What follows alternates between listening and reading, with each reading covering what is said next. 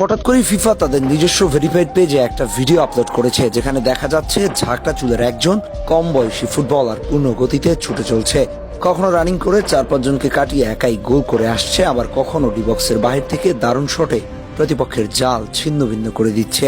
কে ইনি চিনতে পারছেন? ফুটবল লাভার কিংবা আর্জেন্টাইন সাপোর্টারদের না চিনে উপায় আছে? তিনি নান আদার দেন লিওনেল মেসি। সালটা 2005 অনূর্ধ্ব-20 বিশ্বকাপ আয়োজন করা হয়েছিল নেদারল্যান্ডসে। 10 জুন থেকে 2 জুলাই পর্যন্ত মোট 24টি দল অংশ নেয় এই আসরে। শুরু থেকেই দারুণ প্রতিদ্বন্দ্বিতা জমে ওঠে, তবে শেষ পর্যন্ত সবার শীর্ষে জায়গা করে নেয় আর্জেন্টিনা। ফাইনালে তারা হারায় নাইজেরিয়াকে, আর এর আগেই ব্রাজিল ও কলম্বিয়ার মতো শক্তিশালী দলকে বিদায় করে দেয়। টুর্নামেন্ট শেষে চ্যাম্পিয়ন হয় আর্জেন্টিনা, রানার্স আপ নাইজেরিয়া, তৃতীয় স্থান ব্রাজিল এবং চতুর্থ ছিল মরক্কো। তবে পুরো প্রতিযোগিতা জুড়ে যে নামটি সবচেয়ে বেশি আলোচনায় ছিল, তিনি লিওনেল মেসি। মাত্র কিশোর বয়সে মেসি নিজের প্রতিভার ঝলক দেখান অবিশ্বাস্যভাবে। তিনি 6 গোল করে আসরের সর্বোচ্চ গোলদাতা হন। মাল্টার বিপক্ষে 1 গোল, কলম্বিয়ার বিপক্ষে 1 গোল, সেমিফাইনালে চিরপ্রতিদ্বন্দ্বী ব্রাজিলের বিপক্ষে গুরুত্বপূর্ণ 1 গোল এবং ফাইনালে নাইজেরিয়ার বিপক্ষে 2টি গোল।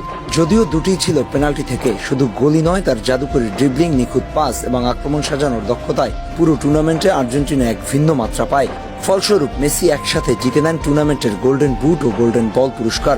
বলা যায় এই আসরই ছিল তার মহাতারকা হয়ে ওঠার প্রথম ঘোষণাপত্র, যেখানে তিনি প্রমাণ করেছিলেন একদিন পুরো ফুটবল বিশ্ব তার নামেই গর্বিত হবে। হলেও তাই সেদিনের সেই স্মৃতি রোমন্থন করতে ভুল করলেন না ফিফা।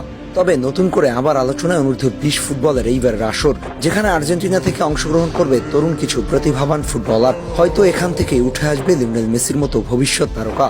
তবে ক্লাব লেভেলে ব্যস্ত সূচির কারণে অনেক প্রতিভাকে ছাড়াই এই বিশ্বকাপে বিমান ধরতে হবে আর্জেন্টিনাকে। মাস্তানতুয়ানো, এচেভেরি, গার্নাচো এমন কিছু ফুটবলারকে ছাড়পত্র দেয়নি তাদের ক্লাব। তবুও নতুন মিশনে নতুন কিছু খেলোয়াড়কে প্রস্তুত করতে হবে আর্জেন্টিনাকে।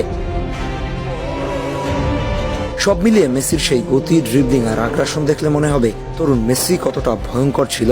হয়তো সময়ের সাথে সেই গতিটা হারিয়ে গেছে, তবুও এখনো মাঠে নামলে গোল করতে ভুল করেন না।